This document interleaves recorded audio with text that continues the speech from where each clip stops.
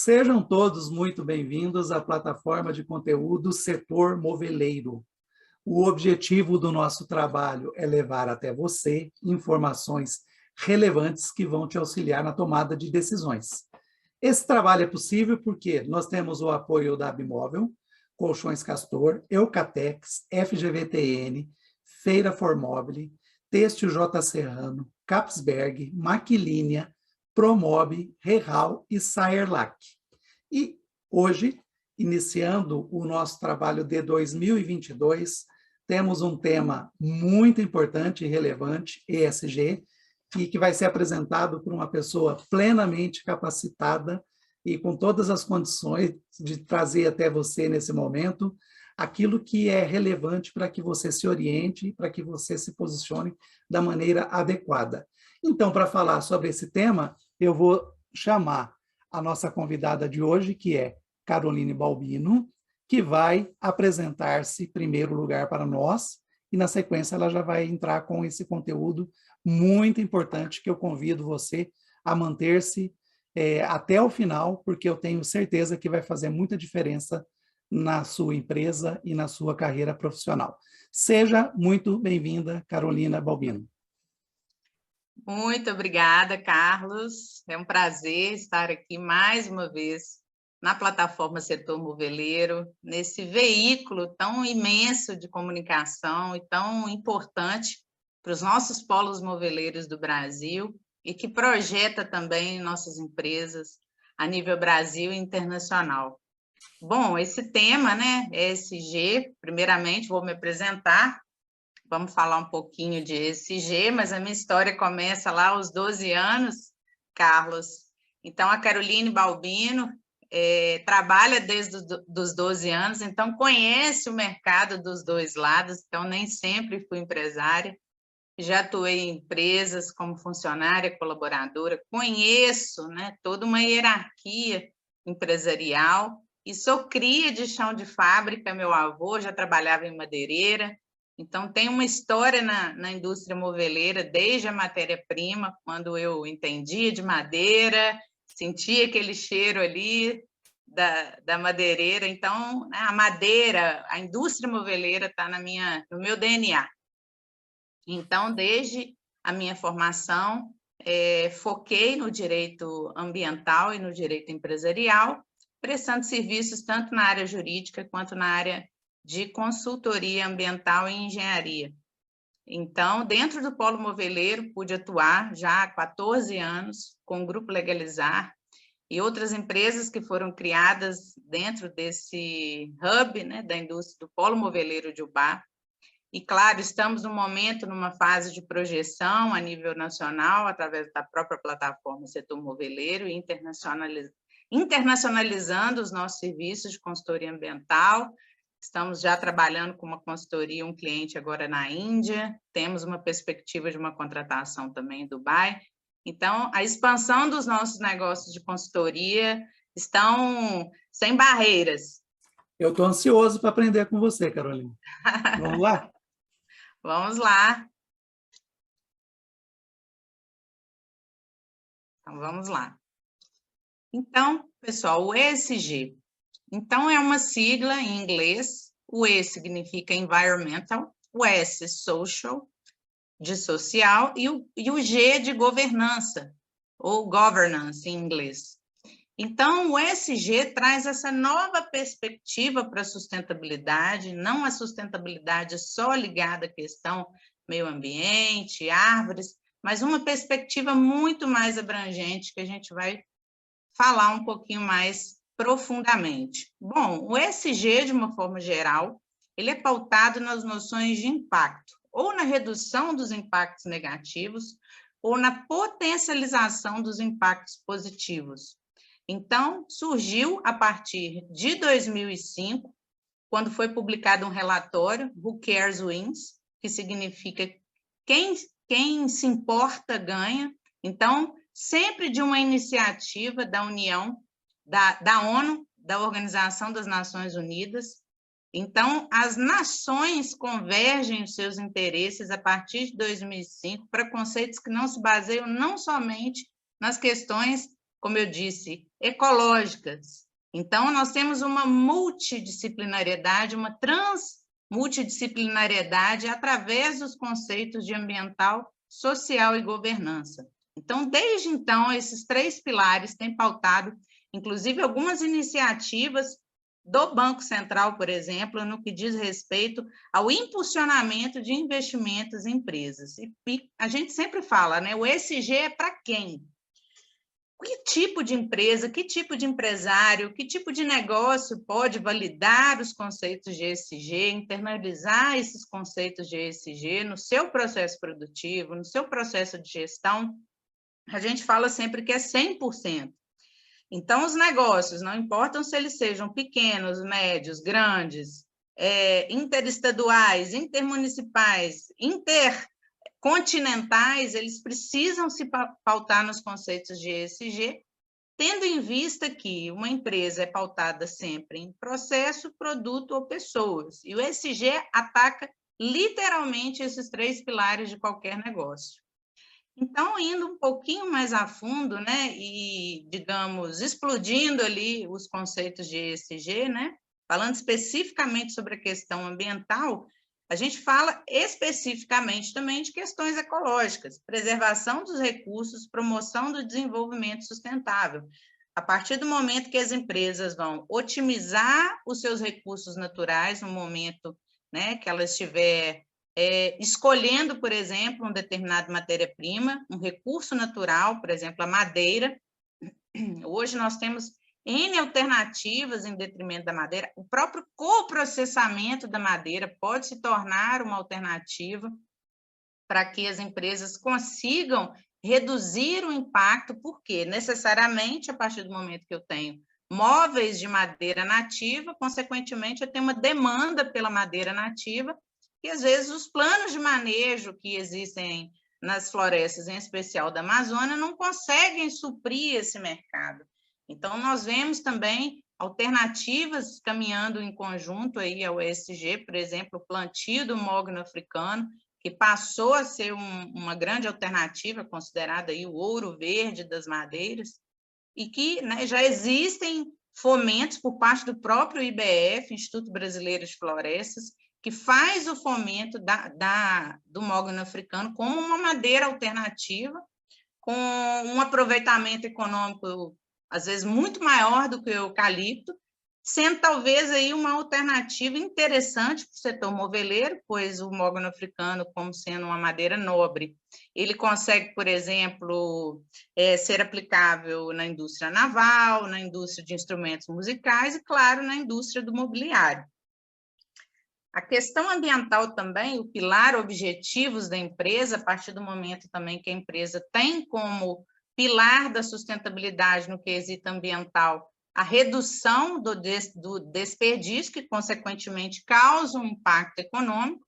Então, dentro da cadeia, né, dos objetivos da empresa, a redução de desperdício está diretamente ligada à parte financeira. Então, se o ESG consegue atacar e envolver o setor ambiental, por exemplo, criando objetivos de uma manutenção preventiva de equipamentos, a partir do momento que ele pode desperdiçar menos água, gerar menos resíduo, por exemplo, manutenções preventivas em compressores, para evitar que a purga seja contaminada com óleo. Então, você criar alternativas internamente dentro da empresa, com vígio também, para a redução de desperdício, consequentemente, está relacionada ao ESG. Então, com relação aos objetivos, as empresas, então, a partir dos preceitos de redução de desperdício, elas conseguem atingir alguns objetivos da cadeia produtiva no que diz respeito ao ESG. A preocupação ambiental passa não só a ter, né, o caráter ecológico de ausência, o objetivo de ausência de desperdício de recursos naturais, mas também passa como um objetivo até econômico da empresa, que é a redução de desperdício, por exemplo, quando ela tem uma manutenção preventiva, ela consegue um plano de prevenção, de manutenção preventiva de equipamentos, ela consegue reduzir, por exemplo, alguns defeitos em equipamentos, desperdício de água em equipamentos hidráulicos, desperdício de própria matéria-prima, por exemplo, quando a gente tem a questão do design de produto. Nós já falamos isso em algumas ocasiões do projeto Inovação, porque é um dos eixos temáticos, a gente trabalhar o design de produto e processo. Então, a partir do momento que você converge essa inteligência multidisciplinar também para a redução de desperdício, você está aplicando metodologias ecológicas que convergem para os objetivos do ESG. Bom, assim como qualquer processo ISO, por exemplo, né, ISO, o primeiro preceito fundamental é o comprometimento da alta direção. Por quê? Porque a gente sai da esfera também de que o CNPJ é uma entidade, né, personificada ali através de um registro na Receita Federal e passa, né, a ver esse por trás da cortina no que diz respeito aos valores da empresa e, claro, qual é o pensamento da diretoria da empresa em relação a todos esses aspectos de sustentabilidade e, em especial, que diz respeito à área ambiental. Por quê? Porque, como princípio básico, a alta administração comprometida ela vai ter muito mais conexão e muito mais fluidez de qualquer processo de gestão ambiental que, eventualmente, venha a existir dentro da empresa. Então, sem o comprometimento da alta direção, não é impossível, mas é bem difícil se alcançar alguns preceitos de sustentabilidade, em especial de ESG, porque a gente parte do pressuposto de um mindset de desenvolvimento sustentável. Então, uma alta direção, CEOs, diretores, presidentes, gerentes que não estão focados, né, nesses princípios e não entendem a importância disso para a geração de valor, consequentemente, não impactam, não geram rapport com seus colaboradores, que, por consequência, não vão praticar, porque não vem como um modelo, né, a alta direção da empresa. É aquela questão de espelhar, né? Geralmente, o colaborador espelha, né, hierarquicamente, né, no superior que executa todos aqueles preceitos que lhe é cobrado. Então, é a questão do exemplo, né? Então, além disso, né, criar impacto, então ter esse objetivo muito claro dentro da estratégia empresarial da gestão, a partir do momento que eu quero criar, eu tenho noção de que a minha empresa gera impacto, eu tenho noção de que a minha empresa gera impacto positivo e negativo, e eu vou, né, tendo essa base teórica, né, focar em reduzir aquilo que não é positivo para a empresa e potencializar aquilo que pode gerar mais valor, não só internamente, através das boas práticas sociais, como a gente vai falar agora aí no S do social, como também com todas as empresas, os fornecedores, a comunidade do entorno, as famílias dos colaboradores, né? Então, o exemplo de se criar impacto, principalmente na área ecológica, né? O discurso de que não há um planeta B, né, o discurso de que nós não temos mais alternativa, e isso veio, né, ser muito cobrado dos gestores internacionais, né, os gestores, por exemplo, os presidentes, na COP26. Então, a COP26, que aconteceu em Glasgow, na Escócia, foi um grande marco em 2021, que trouxe, né, esse conceito muito aflorado e cobrou realmente dos países, olha, é agora ou nunca. E isso foi muito debatido, e isso veio, né, com muitos trocadilhos aí de países de primeiro mundo que outrora não acatavam, né, acordos internacionais, agora se vendo quase envergonhados em não aderir, né, às propostas. E o ESG, gente, ele está em todos os níveis, né? Ele não está apenas no setor empresarial. Eu tenho ESG sendo base, por exemplo, de gestão pública. Então, prefeitos que estão entrando agora, deputados e toda uma cadeia política institucional de órgãos de governo, por exemplo, né? Como pode ali uma prefeitura cobrar um AVCB, um auto de vistoria do corpo de bombeiro, não tem nenhum dos prédios dela adequados? Como é que ela pode cobrar um determinado documento de segurança do trabalho ou postural de um empreendimento, de um imóvel, se o próprio imóvel e os trabalhadores dela não estão adequados? Então, o ESG, principalmente no quesito ambiental, e aí entra também o meio ambiente do trabalho, né? Ele está completamente ligado a qualquer lugar que tenham pessoas, processos ou produtos. Então, se aplica tanto ao poder público quanto ao setor privado. Então, quando a gente vai lá para a caixinha do social, né, que é o S do social, a gente tem ali a perspectiva do ESG com foco nas pessoas, mas não as pessoas em detrimento do meio ambiente, né? Eu não vou colocar uma pessoa e escolher entre a árvore e um ser humano, não é isso, né? Eu promover um alto impacto social, de fazer empresas que se conectam melhor com colaboradores. Por óbvio, são seres humanos, são pessoas que têm desejos, têm sonhos, e que fazem a diferença ali no chão de fábrica, que às vezes são negligenciados, né? A questão, por exemplo, da equidade racial, a questão da equiparação salarial, por exemplo, no que diz respeito a mulheres e homens, a inclusão social de deficientes, de não segregação de pessoas LGBTQIA+, enfim, todas essas questões que envolvem, né, as pessoas, o seu sentimento e o que essa marca, né, essa empresa vai gerar para essas pessoas e vice-versa, né? A interação interpessoal das pessoas que colaboram para a empresa e daquelas que são beneficiadas ou maleficiadas, né? Precisam estar contextualizadas dentro da gestão empresarial. Então, mudança de comportamento de consumo. Então, quando a gente fala, por exemplo, na cadeia produtiva de um polo moveleiro, a gente está falando de móveis residenciais ou móveis de escritório. São produtos que estão com as pessoas durante uma vida mais longa, né? Não é um refrigerante que você toma e joga ali a sua garrafa fora.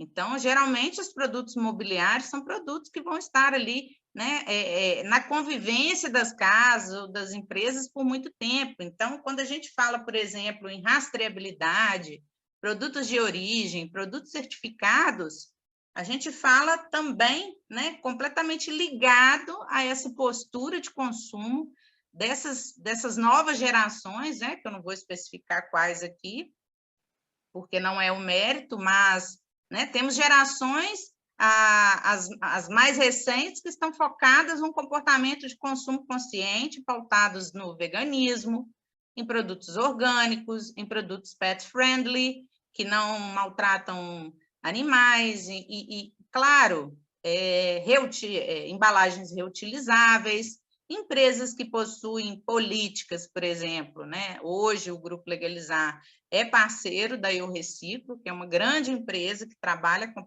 a política de logística reversa de resíduos.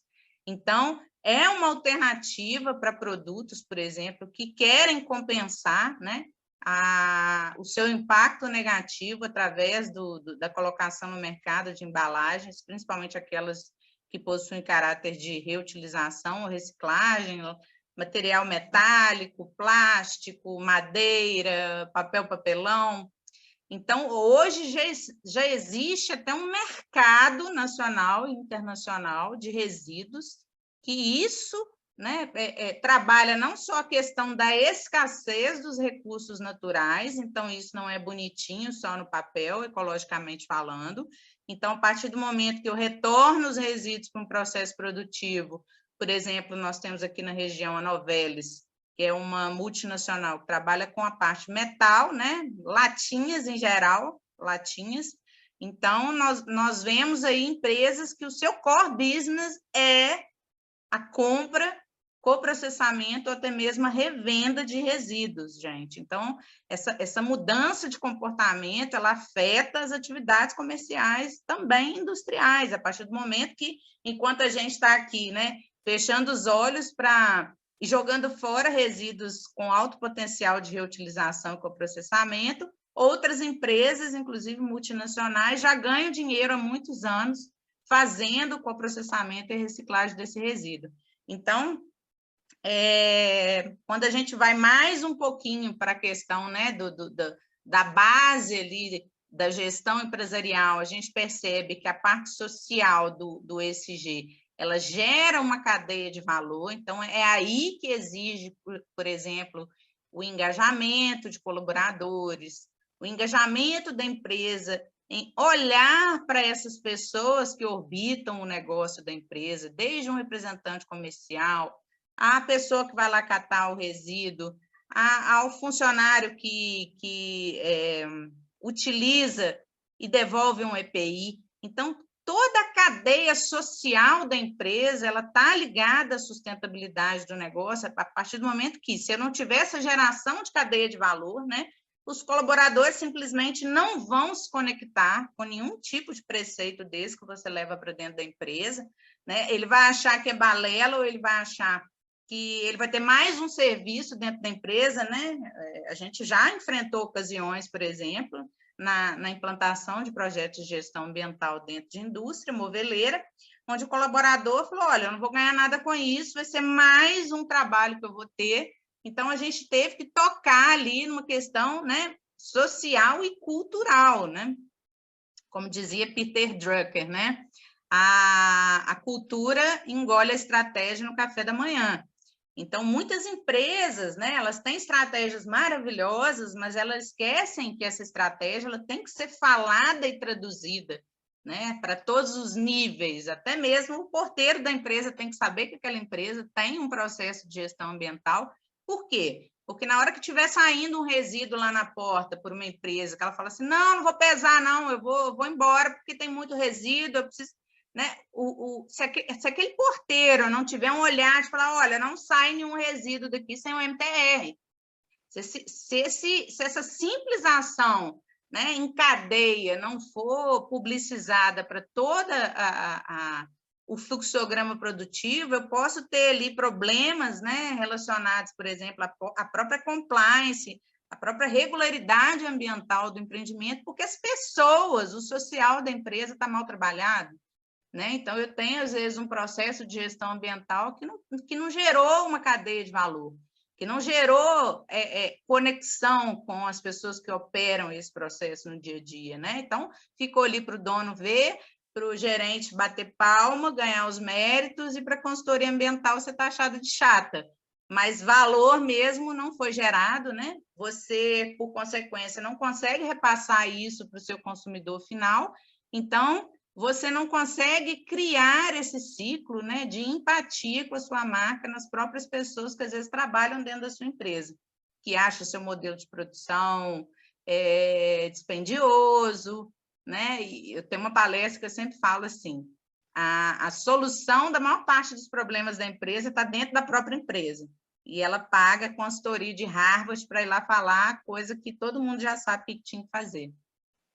Então, a partir do momento que eu tenho uma gestão pautada, né, em gerar essa cadeia de valor, eu tenho todo mundo conectado, todo mundo entendendo a promessa do negócio. Eu tenho um setor de compras que vai avaliar e vai entender que é importante analisar ali num processo de compra a escolha por empresas que forneçam produtos certificados, que tenham licença ambiental, que possuem projetos ligados ao ESG. Então, empresas compram de empresas, porém, empresas são feitas de pessoas. E se eu não impacto as pessoas que estão por trás desses processos, eu não vou ter uma cadeia de valor, consequentemente, pautada no ESG.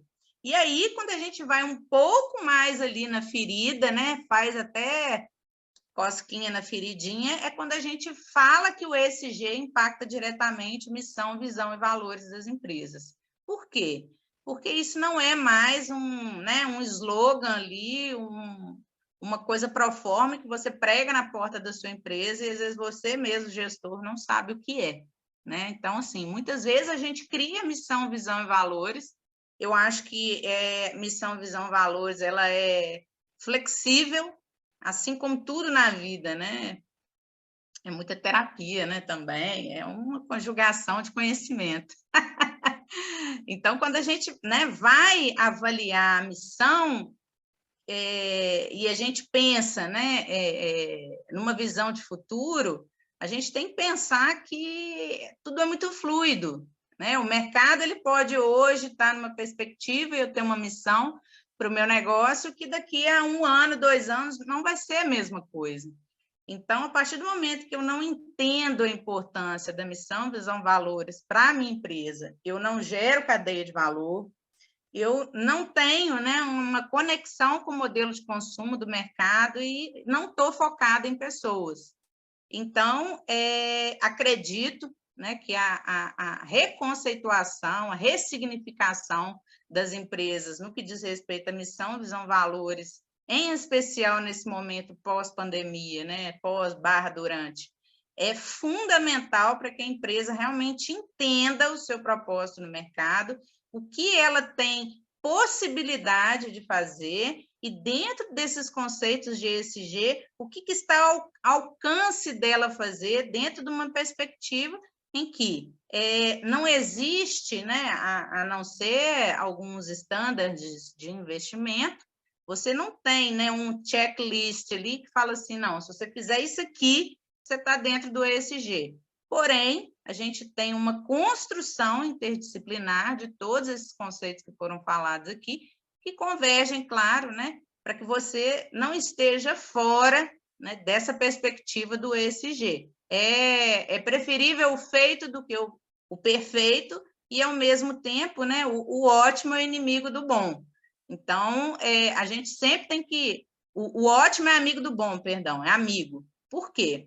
Se eu for esperar que a empresa esteja madura, que a empresa tenha todo um capital, seja social, seja financeiro, para arcar com uma internalização de um processo ESG, ela simplesmente não vai fazer nada. Então, eu sempre digo, o ótimo é amigo do bom. Então, nós precisamos focar em fazer algo, nós precisamos levantar das nossas cadeiras, né? E pautar isso nas nossas reuniões de planejamento, em especial de 2022, que vai ser uma agenda em que, né, talvez esses conceitos não comerciais venham ali e, como eu digo, né, essa mão invisível do mercado pode te atingir e, às vezes, você, né, não ser diretamente relacionado ao seu produto, às vezes o seu produto é muito bonito, mas ele não tem, né, a cara que o mercado está buscando hoje, não tem os requisitos que o mercado está buscando hoje, né? Quer saber de onde vem a madeira, quer saber se os empregados que trabalharam nessa produção estão pagos com seus direitos trabalhistas todos reconhecidos, se eu tive acidente de trabalho, se eu sou uma empresa que acidenta muitos colaboradores, se eu sou uma empresa que gera muita poluição para a comunidade do entorno, então esses preceitos, né, sempre vão advir da conexão social que a empresa tem com seus stakeholders, né, que são essas pessoas que estão orbitando a empresa, e os shareholders, que são os acionistas, os sócios. No quesito governança, eu estou gastando um pouquinho de tempo aqui, porque isso aqui é a base, tá, gente, do nosso ESG, e precisa ficar muito bem internalizado na cabeça de vocês, porque né, essa é a base da nossa explanação hoje. Então, no quesito governança, o modelo de gestão, então, é uma das principais vertentes, porque uma empresa que não tem um modelo de gestão já oficialmente programado, né, que seja ali uma espinha dorsal de um planejamento estratégico, ela simplesmente pode se considerar não existindo gestão. Então, quando a gente está numa realidade brasileira em que 98% das empresas são micro ou pequenas empresas, segundo dados do SEBRAE, esse número é avassalador, porque nós temos 98% do empresariado, né, numa condição ali menos favorecida, porque geralmente as micro e pequenas empresas elas não vão ter um capital ali reservado para o ESG, mas elas podem começar, né, ainda que sutilmente, a internalizar esses conceitos, né? Isso tudo parte do pressuposto da análise econômica também do ESG no seu negócio. Então, por exemplo, uma empresa de tecnologia que opera quase que 100%, digamos ali, um e-commerce, quase 100% da operação dela é virtual? Né? Uma pergunta, de repente a galera vai responder aí. Mas eu digo com toda a categoria que não. porque um e-commerce, a principal atividade dele é logística, não é a venda digital de produtos. Então, o gap logístico, por exemplo, no que diz respeito ao impacto na emissão de CO2, no impacto de vizinhança pelo aumento de tráfego, enfim, a parte social, que é a questão, né, de estar ali com pessoas levando isso, motoristas. Então, eu posso ter ali uma empresa de e-commerce que sacrifica os seus motoristas, por exemplo, porque ela tem um volume muito grande para escoar de produtos. Então, é uma série de questões que a gente vai, né, abrindo ali o ESG e que a gente volta sempre, né, na questão do modelo de gestão. Então, quem não tem modelo nenhum, né, ou vai gerir da cabeça de algum consultor, e aí você não está mandando no seu negócio, ou você vai ter ali uma gestão, né, que a gente fala o amanhã Deus pertence, né? Uma gestão sem planejamento. Então, ainda que você tenha ali essa espinha dorsal, não precisa ser um planejamento muito detalhado, alguns conceitos, por exemplo, a parte da segurança do trabalho, né? Esse modelo de gestão que pauta, por exemplo, nas obrigações ambientais. Então, nesse momento, né, de janeiro a março, já deveria estar contido num calendário das empresas para a questão de governança. Por quê? Gestão do conhecimento. Eu vou evitar multas, eu não vou depender do meu consultor, porque eu vou deter a informação de que de janeiro a março vencem as principais obrigações ambientais. Isso é governança, né? Eu não ficar nas mãos de colaborador, eu não ficar nas mãos de consultor, eu ter a governança sobre os dados da minha empresa, de quando vence o quê. Então, esse modelo de gestão pautado no planejamento faz com que a empresa consiga ter uma gestão de riscos também, né? Que é o último item aí, muito aflorada, porque a empresa vai estar o tempo todo num modo que alerta. Então, quando a gente fala, por exemplo, em gestão de riscos, né? Que está muito ligada à compliance, só mudei a ordem ali da minha fala, porque o compliance nada mais é do que a regrinha do jogo.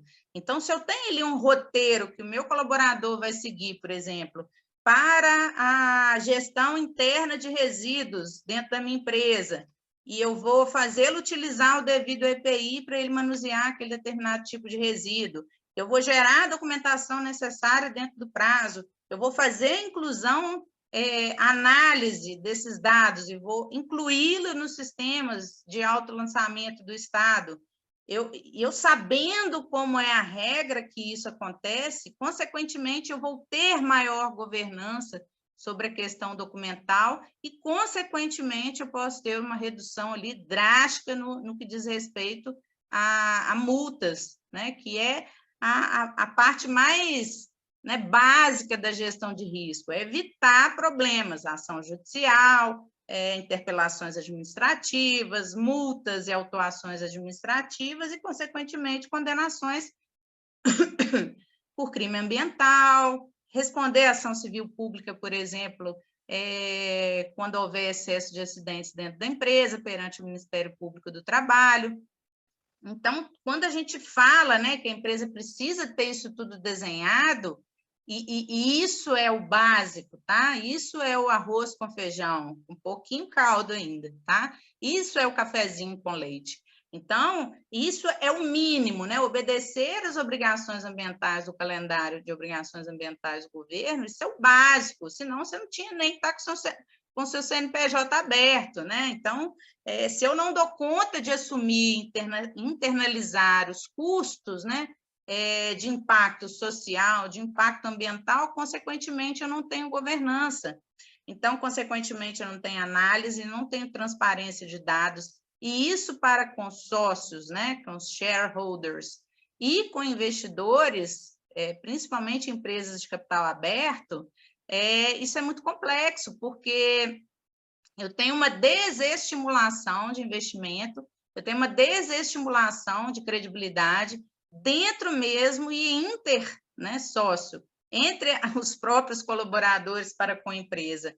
Então, a empresa precisa ter controle, né? A governança é isso, é ter controle sobre todos esses aspectos, impactos que vêm, né, convergir para o sucesso ou não da empresa. Então, como eu disse, né, Peter Drucker, um dos pais do empreendedorismo, ele fala, né, que a cultura engole a estratégia no café da manhã. Por quê? Não adianta nada eu ter uma estratégia se eu não trabalho a cultura organizacional.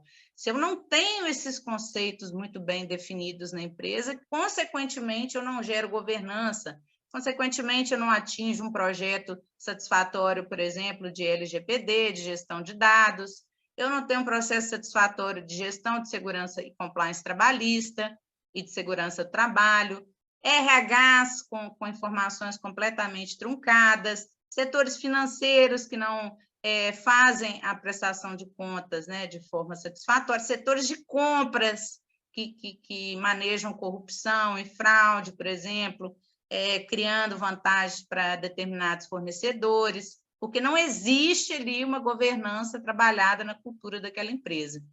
Então, acho que a partir daqui, né, a gente tem um material, né, um material intelectual muito robusto, né, sobre esse overview, essa visão geral do que é o ESG e como isso impacta diretamente os nossos negócios.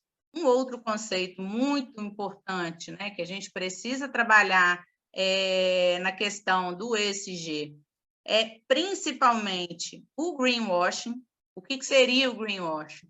Né? Seriam as empresas, né, ou empreendimentos que se utilizam de informações, às vezes, que não são verdadeiras, que não são tão claras, que não são tão ecologicamente ou socialmente satisfatório, e acobertam, né? Botam ali enfeitam o pavão, né? Então, maquiam, né, situações de fato que ocorrem dentro da empresa, né, querem gerar um impacto positivo com essas informações, mas são baseadas em dados que não são verdadeiros ou não tão verdadeiros assim. Então, o greenwashing é uma expressão, né, que a gente precisa utilizar e ter ela em mente, porque muitas empresas também, a partir do momento que a gente falou, olha, o ESG traz diferencial para os negócios. Como? A ser avaliado. Então, é um negócio meio tailor-made, é um negócio meio feito, né, personalizado. Eu não tenho um pacote ESG que eu aplico ao setor moveleiro e falo, é isso. Eu posso aplicar? É uma plataforma que está ali no digital, ela tem condição de aplicar o ESG? Eu já falei, 100% dos empreendimentos, negócios, tem condição de aplicar o ESG. Porém, a gente precisa ficar ligado nessas questões do greenwashing, tanto empresas de consultoria que podem auxiliar, né, no encobertamento dessas informações, omissões ou até mesmo, né, maquiagem, né, a grosso modo dizendo, dessas informações para poder, por exemplo, obter um determinado impacto em uma audiência pública, para obter um determinado impacto no deferimento de uma licença, para obter um determinado impacto num financiamento que ela talvez não teria direito, porque ela não está tão em compliance assim, mas ela utiliza de dados mentirosos ou dados, né, que potencializam ali algo ecológico, o ESG que ela esteja fazendo, mas na verdade não é tão bem assim. Então, o ESG, né, significa selecionar ativos de empresas ou organizações que se mostrem comprometidas com a redução dos impactos negativos decorrentes dos negócios na sociedade. Então, o que a sociedade quer, né, e o que os conceitos do ESG vêm trazer é a eliminação da socialização do impacto negativo ambiental.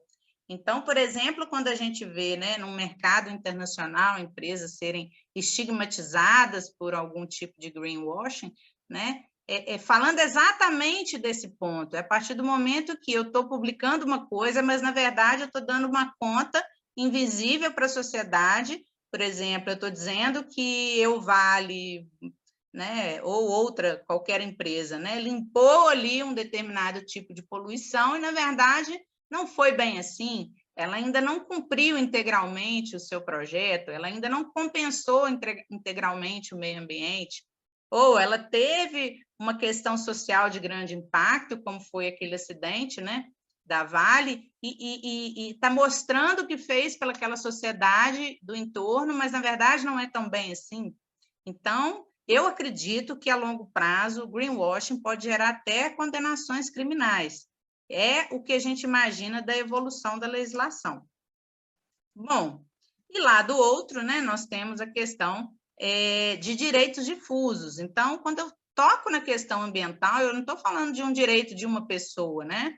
Eu não estou falando do direito do vizinho da fábrica X, da indústria de estofados da cidade de Ubá. Eu estou falando de um direito que é de qualquer pessoa, de qualquer lugar do mundo, que se entender impactado por aquele empreendimento.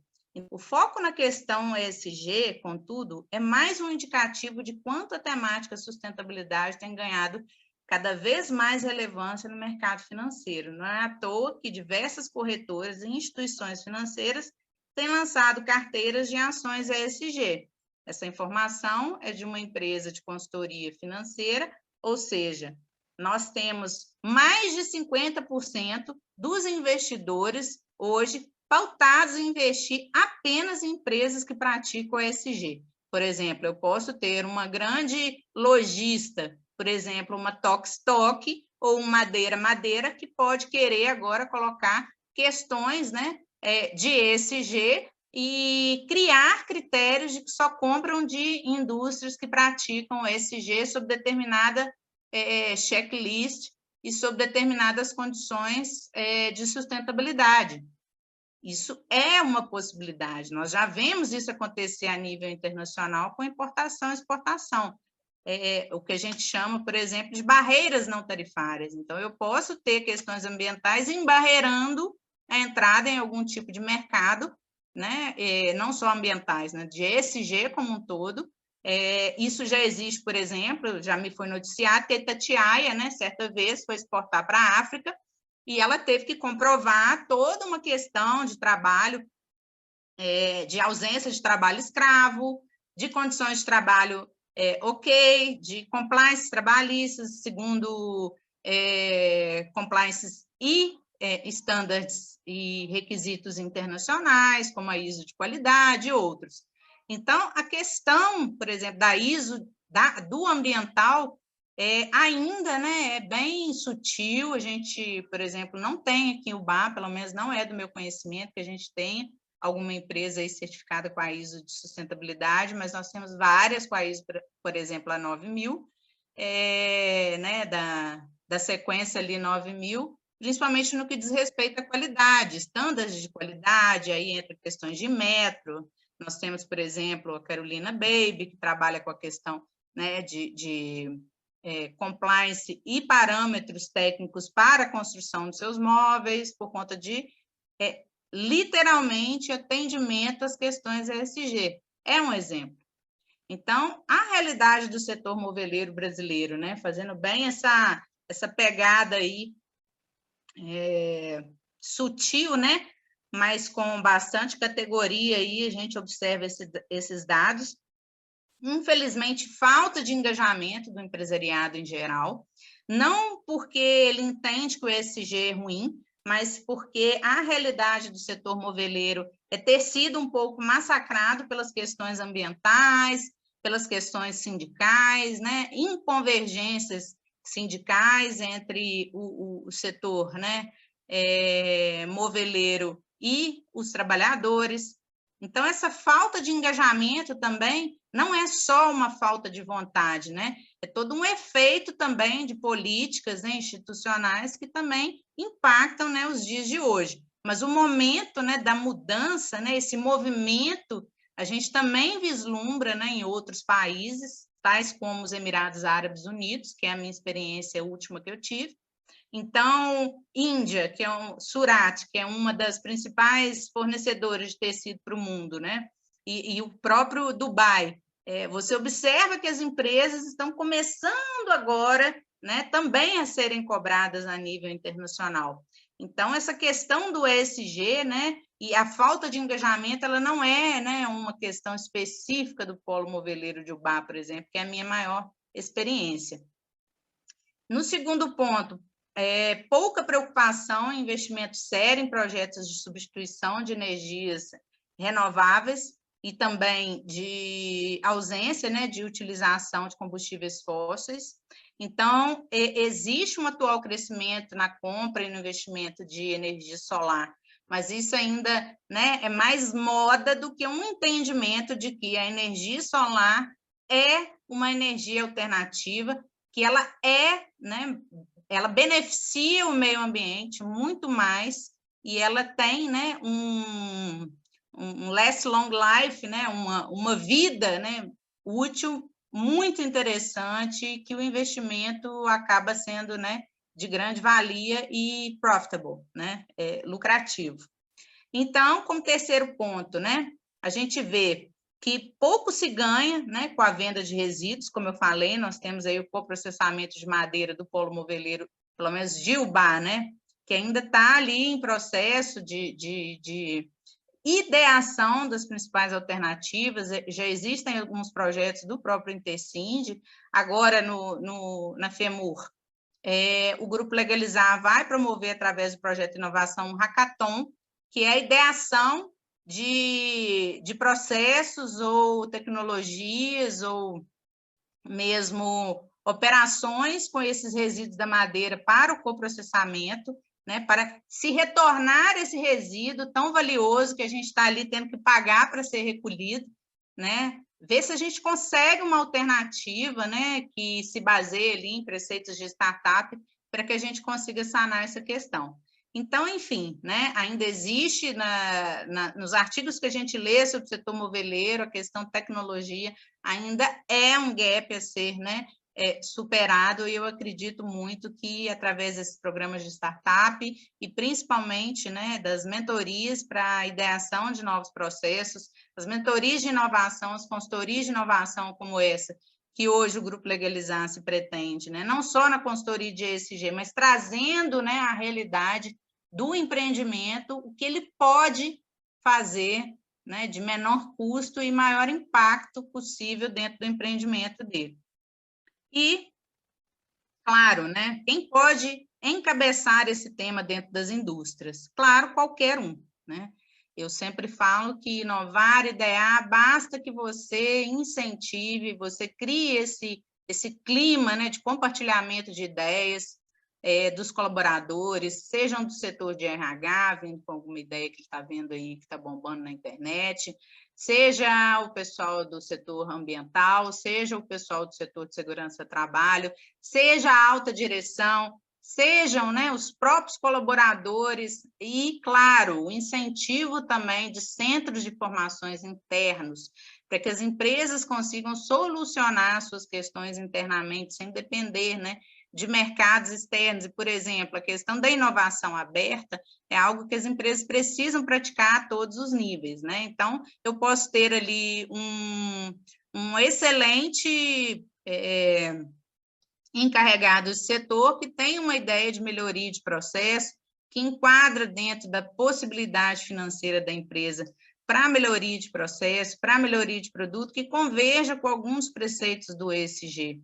Então, é algo que todos devem se apoderar, né? Empoderar, executar e falar sobre, né? E, quem sabe, aí criar, né, um grande movimento interno nas empresas em que elas mesmas possam, né, capacitar e peneirar esses ouros aí, essas ideias que estão dentro do próprio setor produtivo. A gente sempre, né, precisa permear a questão de como fazer isso, né? Através de ações, através de apoio ou de investimento. As ações, eu sempre falo que o ESG ele é mais comportamental do que uma coisa que você pega, né, um produto.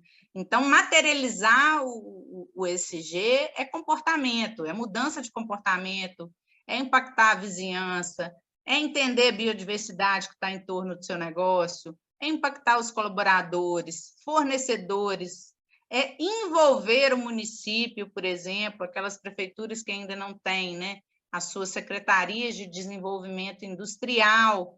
Isso é muito importante para que a gente consiga trabalhar as questões de ESG nas parcerias públicas e privadas.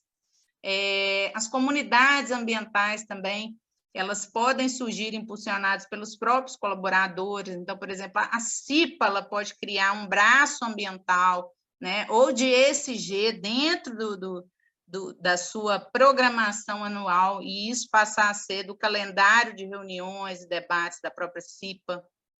Então, né, são ações, literalmente pegar o que se tem, trabalhar o que se tem e gerar um impacto com o que se tem, né, sem esperar o mundo perfeito lá né, da Disney.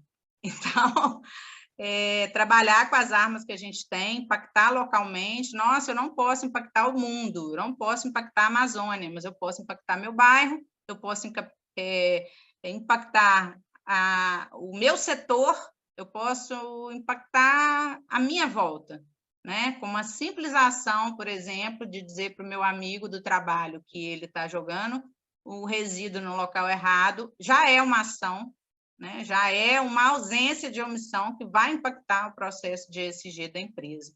O apoio, claro, né? As empresas talvez não consigam fazer isso sozinha. Então, elas podem se utilizar de startups que têm soluções, ferramentas tecnológicas, programas de aceleração, levar isso para dentro da empresa, sair com a empresa, idear isso em incubadoras de 10 empresas, né? Utilizar-se de empresas de consultoria de negócio, como é hoje o Grupo Legalizar. Então, a gente trabalha o ESG dentro dessas 3 perspectivas de uma forma interdisciplinar, né? Gerando não só essa questão da conformidade documental, mas também a conformidade, né? Comportamental da empresa. Então, a empresa não é bíblico, hein? Não pode só ser, tem que parecer ser. Então, eu não posso estar só regular, eu tenho que parecer estar regular. Eu tenho que ter os certificados, eu tenho que ter isso pregado na porta da empresa, isso é governança. Então, quando a gente vai para a esfera do investimento, é quando a empresa vai literalmente ter que meter a mão no bolso para investir, né? Então, ela pode comprar projetos, ela pode trazer esses projetos até a nível internacional, ela pode pagar estudos de viabilidade, de implantação de ESG, ou outros mecanismos ligados a qualquer um dos 3 temas do ESG. Né? O Grupo Legalizar, por exemplo, ele faz execução e elaboração de vários projetos, PRAD, PTRF, AIA, DAIA, licenças, as outorgas que muitas vezes são negligenciadas pelas empresas, né? Esse bem tão precioso que é a água. Muitas empresas têm postos de captação de água, artesianos, semi-artesianos, e não se preocupam com a qualidade e a gestão desse recurso hídrico. Então, isso muitas vezes, porque é de graça, então fica desperdiçado, fica sem regularização, não é renovada essa regularização, então não se tem amor a algo que ainda está muito disponível, né, Bessa?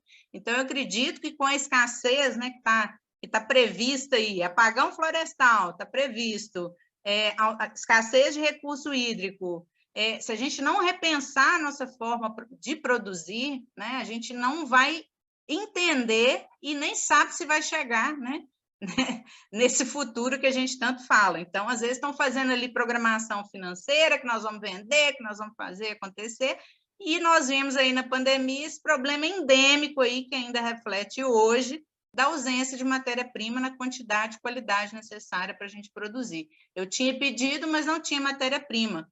Oh, meu Deus, isso é o caos, isso é o pior dos mundos, né? Porque o problema elementar sempre foi a ausência de venda. Como assim eu tenho venda e não tenho produto? Porque, consequentemente, eu não tenho recurso. Então, a gente já está vendo, né? A gente está vendo a coisa acontecer, e a gente está ali paradinho, sem entender as alternativas, sem falar das alternativas e sem pensar na sustentabilidade dos nossos negócios como um todo, né? Que não é só abraçar a árvore. Então, eu entendo que se você fizer, né, essa junção básica aí desses 3 fatores, você já começa a entrar numa perspectiva aprovável, né, de que sua empresa está ali caminhando para internalizar esses conceitos de ESG.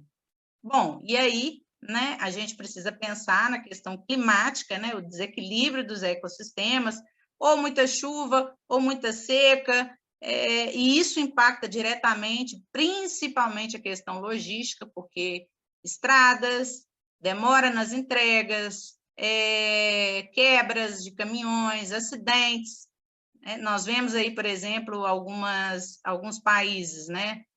Vai ter o Rio Innovation Week agora, do dia 13 ao dia 16 no Rio de Janeiro. Então, a gente vai ter lá a presença do proprietário da Virgin, do CEO da Virgin e da Hyperloop, que são empresas que estão se unindo, por exemplo, com a Deep World, que é uma das maiores empresas logísticas, que tem uma unidade em São Paulo, é 100% Emirati, a empresa. Então, nós vemos aí um movimento, né, também para eliminar pessoas. Então, tudo vai ser feito de forma automatizada, robotizada, né, para que seja reduzido o impacto nos ecossistemas e, principalmente, redução ou eliminação da utilização de combustíveis fósseis e até mesmo, né, de emissão de CO2 e movimentação de pessoas. Então, o clima está fazendo a gente robotizar e daqui a pouco também a gente tem que pensar que talvez a gente tenha um índice, né, muito grande também de ausência de empregos, né, que é um impacto social que também entra, né, no cômputo aí de planejamento das empresas. Às vezes a empresa ela planeja se digitalizar e ela esquece do tanto de desemprego que ela vai gerar. Então, o ESG ele é muito cíclico e a todo momento esses 3 pilares se encontram. Como um fator de urgência, né, eu cito o case de 2008, quando eu fui delegada representando Minas Gerais, em Brasília, fui na regional, na estadual em Belo Horizonte, e Brasília, a federal. Eu tinha acabado praticamente de me formar, eu passei na OAB no primeiro ano que eu me formei, que foi 2007, comecei a trabalhar, e já trabalhando na área ambiental desde então, por incentivo do meu pai, que é químico industrial, eu pude participar, ter esse prazer de participar da 3ª Conferência Nacional de Meio Ambiente, que aconteceu em Brasília, que foi, na época, uma questão muito interessante, porque ao invés de usar inteligência artificial e uma série de mecanismos, né, o governo fez um movimento de especialistas irem para Brasília e discutir esses documentos base, eu tenho cópia deles aqui, e isso, assim, foi na vigência de uma determinada secretária nacional, ministra de Meio Ambiente, que na segunda-feira seguinte ao evento pediu demissão. Então, eu acredito que tudo aquilo, acredito não, tenho certeza que tudo aquilo que a gente pensou e condensou ali foi praticamente, né, engavetado. Então, para você ver que desde 2008, a Caroline Balbino já havia se falar sobre um plano brasileiro de movimento, né, em favor das mudanças climáticas, em olhar para as mudanças climáticas, e aí, Brasil, nós temos 2 realidades, né? Nós temos o degelo das calotas, mas no Brasil nós temos aí as secas, Nordeste principalmente, nós temos as queimadas, Cerrado e Mata Atlântica, e principalmente Amazônia, a extração da madeira ilegal, né? E esses dias eu ainda estava conversando aí, o nosso patrimônio, né, fauna e flora, como ele está sendo explorado lá na Amazônia, né? Só ver cientista do mundo inteiro fazendo pesquisa lá dentro. Então, assim, o mundo, né, está tentando entender, a partir, né, do Brasil, o meio ambiente mundial.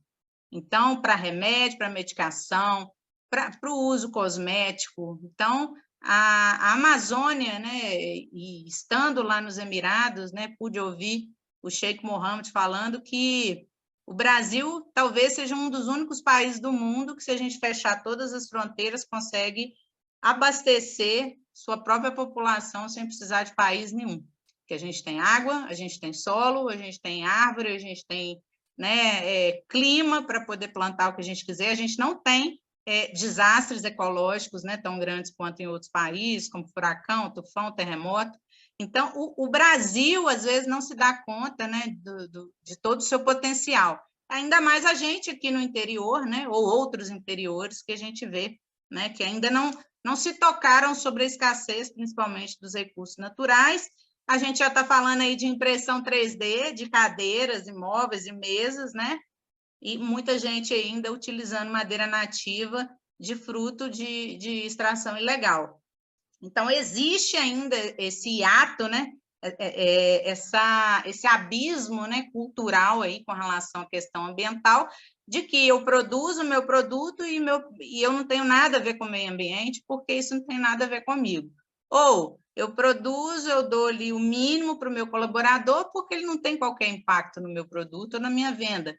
Então, a gente vai esquecendo, né, de alguns aspectos, e aí, né, depois não se sabe por que quebrou, por que a empresa não deu certo, por que o mercado não acatou o produto dele, né? E claro, né, gente, quando a gente não trabalha com a questão da sustentabilidade, consequentemente, você tem um negócio, né, que não se sustenta, pelo próprio nome. Então, quando a gente, né, traz aí para uma realidade mais prática, nós vemos hoje, né, os Objetivos de Desenvolvimento Sustentável da ONU como sendo a base hoje, né, das nossas ações empresariais. Então, é o que norteia, por exemplo, o mínimo do ESG que a gente vai fazer, está englobado nesses 17 conceitos aí. Então, a gente teve esses objetivos debatidos na COP26 em Glasgow, agora, em novembro. Nós estamos tendo a Expo 2020, cujos principais temas, dentre eles, a sustentabilidade, a governança, a oportunidade, a equidade. Então, não tem como as empresas não pararem, olharem para esses 17 objetivos e falar assim, eu cumpro pelo menos 50%, 30%, 20%. Eu tenho o objetivo de daqui a tanto tempo estar cumprindo os 17. Em algum aspecto, a gente vai ter que olhar para essa matriz de 17 objetivos e falar o que pertence aos valores, missão e visão da minha empresa. E aí a gente tem esse parâmetro, né, internacional que está sendo aplicado do pequenininho ao mega power grande, do Elon Musk ao senhorzinho que costura para você as capinhas aí, ele tem condição de aplicar isso em algum aspecto. E trouxe aí alguns, né, highlights e bullet points sobre a questão do social, né, que, claro, os stakeholders, quem são eles, né? Essas pessoas que orbitam a minha empresa, né? Então, são as partes interessadas, desde os sócios até a minha comunidade no entorno, né? Certo dia, a gente propôs para uma mineração que a gente presta serviço, que a gente iria, né, criar uma hortinha comunitária, e a gente iria chamar a comunidade do entorno num determinado raio de ação, porque a gente entendia que quando havia detonação, a gente, de certa forma, incomodava aquela comunidade do entorno. Isso foi acatado pela empresa. Hoje, a gente está em desenvolvimento desse projeto, que tem tudo a ver com a ESG, que pode alimentar uma comunidade, que pode gerar uma integração social com a comunidade, que pode gerar uma empatia na sociedade do entorno, e, claro, dos próprios colaboradores que estão ali dentro, né? E, claro, né, muitas empresas fazem mais para os de fora do que para os de dentro. Então, é também uma crítica aí que a gente precisa sopesar também sobre o que a gente está fazendo pelos nossos colaboradores e o que a gente está deixando de fazer para eles, né, para mostrar bonito aí para fora. Então, também é uma das premissas, né, do greenwashing também, que as empresas também olhem também por ela, né? Ela para de fazer só pelos terceiros que vão comprar dela e também olhem para as pessoas que estão ali operando dentro dela, fazendo com que ela tenha condição de entregar para o mercado.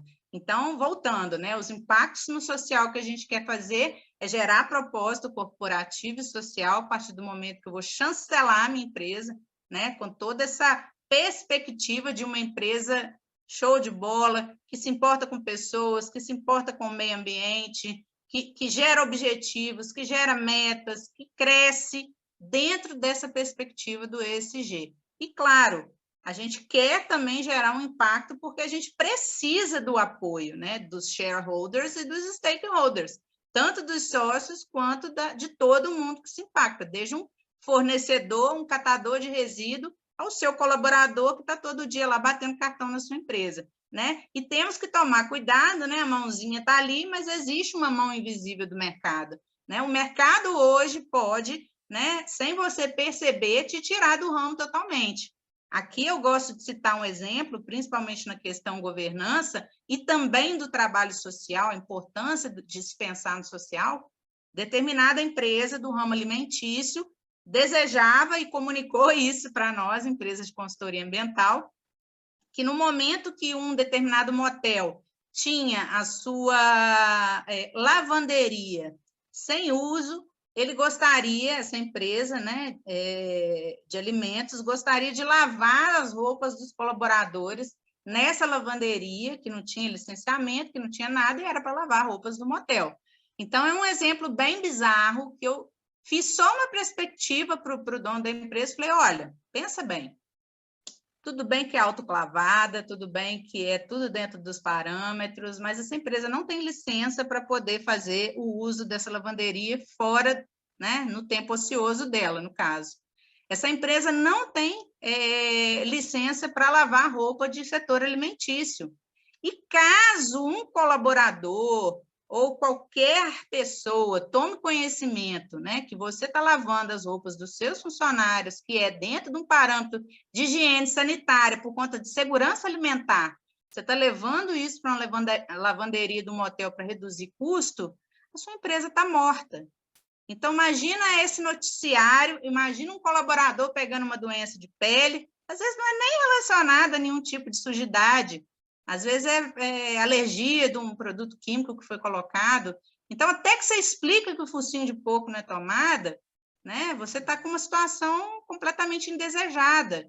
Você imagina uma empresa de estofado que tem uma produção completamente anti-higiênica, que os profissionais pisam em cima das almofadas e depois eles encapam ela, que ela fica jogada em qualquer lugar antes de você costurar. Então, gente, essas coisas que ficaram muito acobertadas durante muito tempo, elas estão vindo à tona. Imagina um pai recebendo uma foto da sua produção, sendo que ali naquele sofá que ele comprou, às vezes caríssimo, seu, o filhinho dele está sentado ali trocando de roupinha.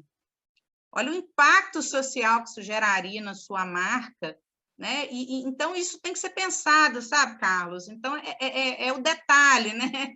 O diabo mora no detalhe. Então, a gente precisa ter esse olho clínico, né? Porque se eu não tiver também o apoio, né? Imagina eu ter um restaurante e nenhum dos meus funcionários comerem lá porque tem nojo, porque eu não tenho uma forma higiênica de tratar os meus alimentos. Então, sabe, é voltar para essa questão de visão, de missão, de valores, sabe? É realmente entender o que a empresa quer com aquele negócio dela, além de ganhar dinheiro. E, claro, né, a gente tem alguns objetivos prioritários. Há pouco tempo agora, né, eu me peguei fazendo uma doação para a Unicef, e chegou uma cartinha, e na cartinha falava que eles doavam, né, aqueles produtos, né, de nutrição. Falei, cara, eu estou doando ração para pessoas humanas. Olha que loucura.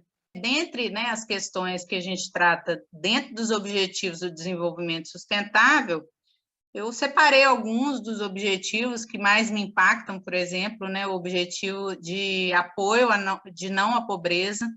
Então, né, a erradicação da pobreza é algo que realmente me incomoda e, por exemplo, eu me peguei fazendo uma doação à Unicef e fiz uma seguinte, né, reflexão. Falei, cara, a gente está doando ração para seres humanos. Então, assim, talvez não seja tão impactante para algumas pessoas, mas para mim isso soa muito impactante.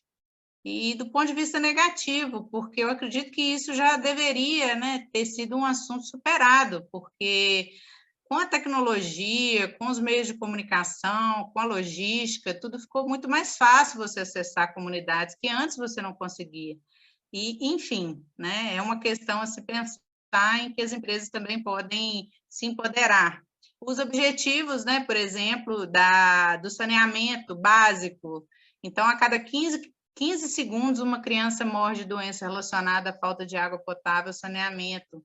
Então, ao final dessa apresentação de cerca de 1 hora, cerca de 240... Deixa eu voltar aqui, que esse é bem impactante. A cada 15 segundos, uma criança morre de doenças relacionadas à falta de água e saneamento básico.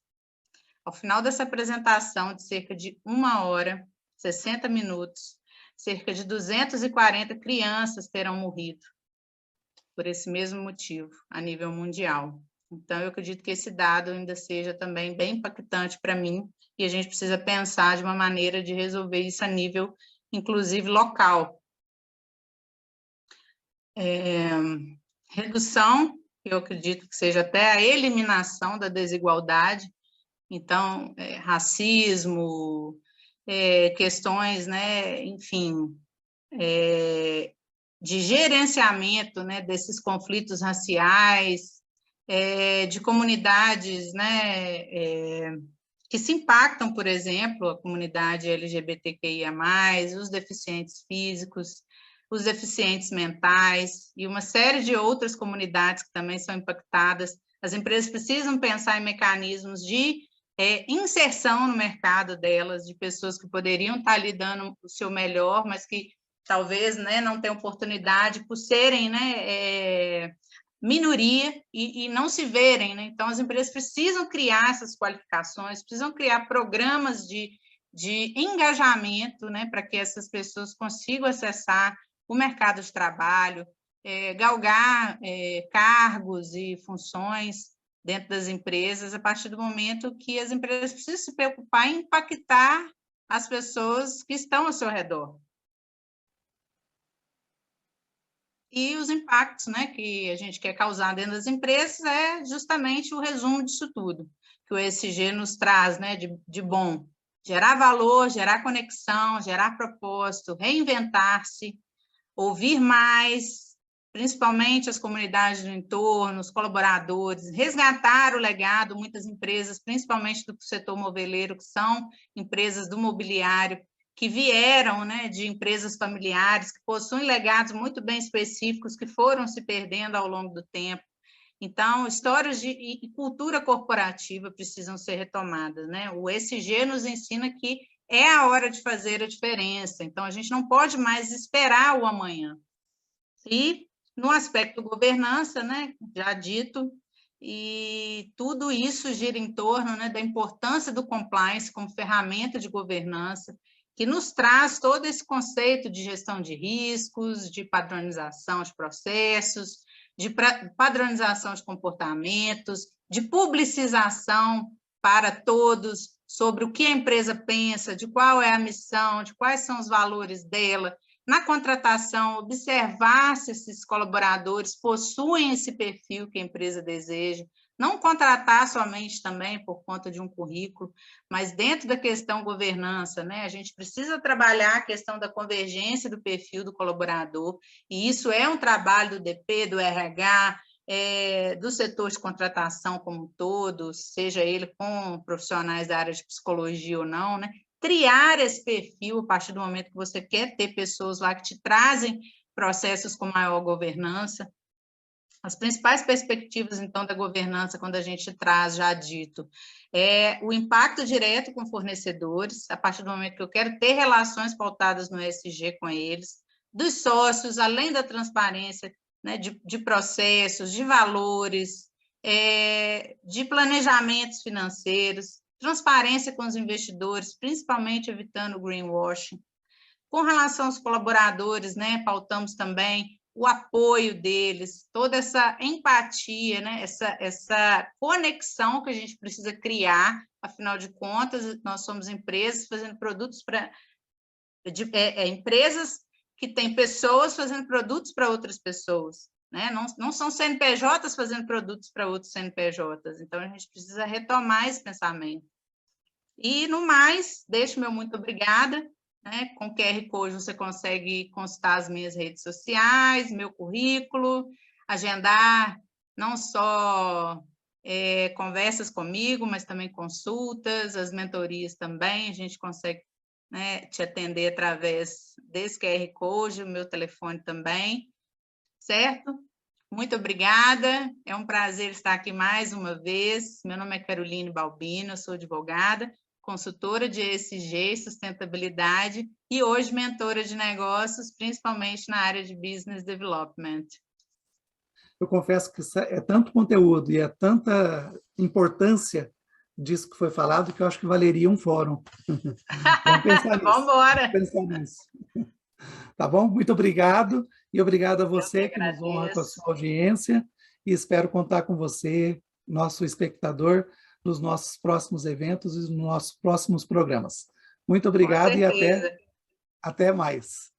Muito obrigada a todos. Curtam esse conteúdo, compartilhem com o maior número de pessoas que vocês conhecem, porque serve para qualquer empresa e qualquer negócio, principalmente o polo moveleiro.